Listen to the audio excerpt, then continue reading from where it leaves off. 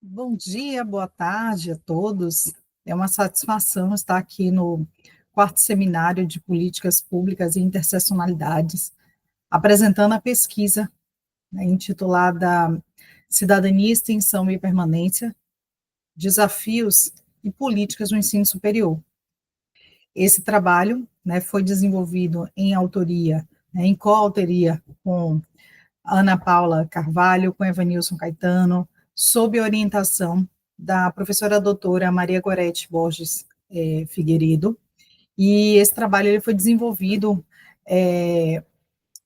buscando refletir, né, um tema central para as universidades brasileiras, né, como garantir que os estudantes não apenas ingressem, mas que eles também concluam seus cursos, construindo cidadania e vínculos institucionais.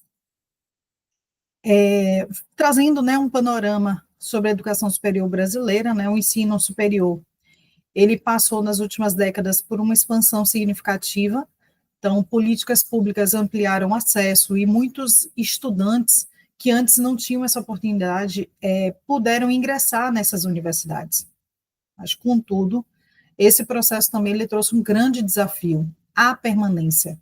Então, apesar da democratização do acesso, as taxas de evasão ainda seguem muito altas, né, sobretudo no setor privado e comunitário, né, que responde pela maior parte da matrícula nacional, né?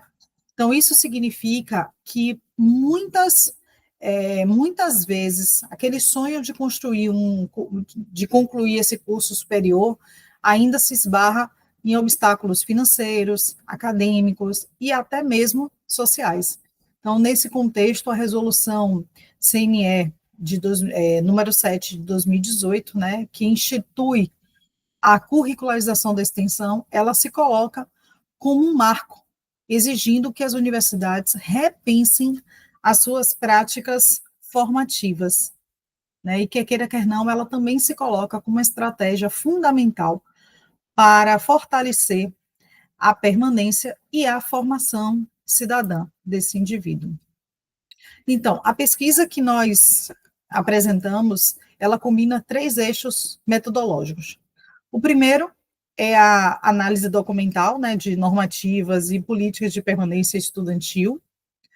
A segunda é o levantamento de dados secundários, especialmente os indicadores de evasão. E o terceiro é um estudo de caso na Universidade Católica de Salvador, a partir do relatório de permanência e evasão 2023-24. Então, essa combinação, ela nos permitiu não apenas compreender a realidade nacional, mas também olhar para os dados concretos de uma instituição comunitária. Bom, os dados da UXAL, eles revelam um número preocupante.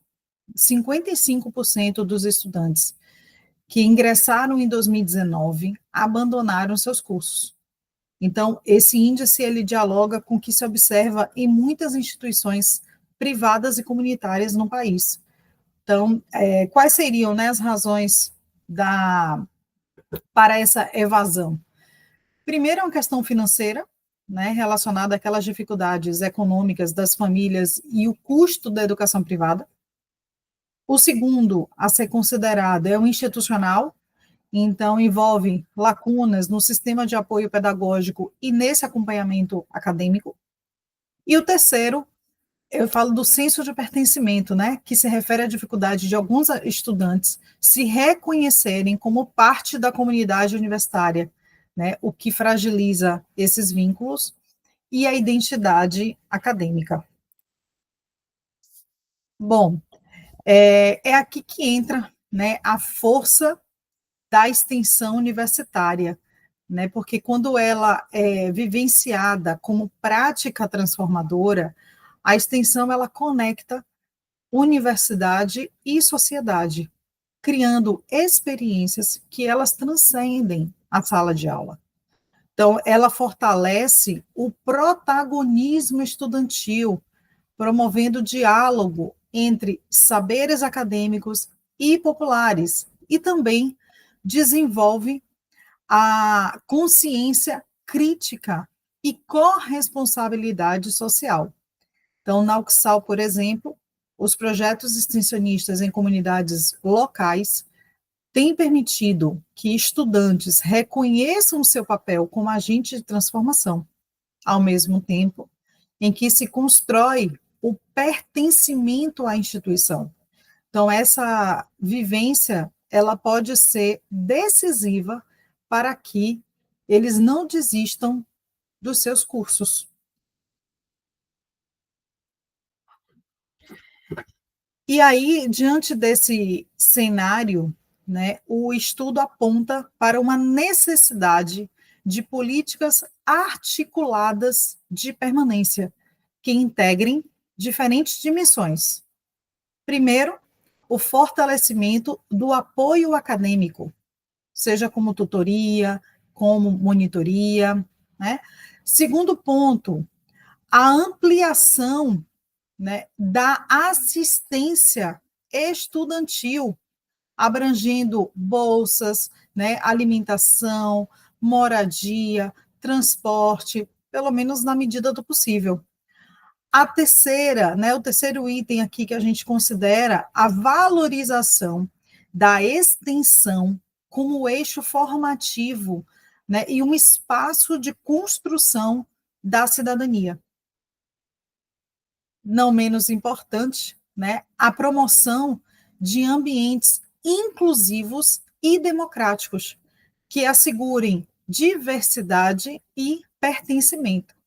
Então, somente essa integração, ela vai poder reduzir a evasão e consolidar a missão das universidades comunitárias, né, de formar cidadãos éticos e comprometidos com a sociedade.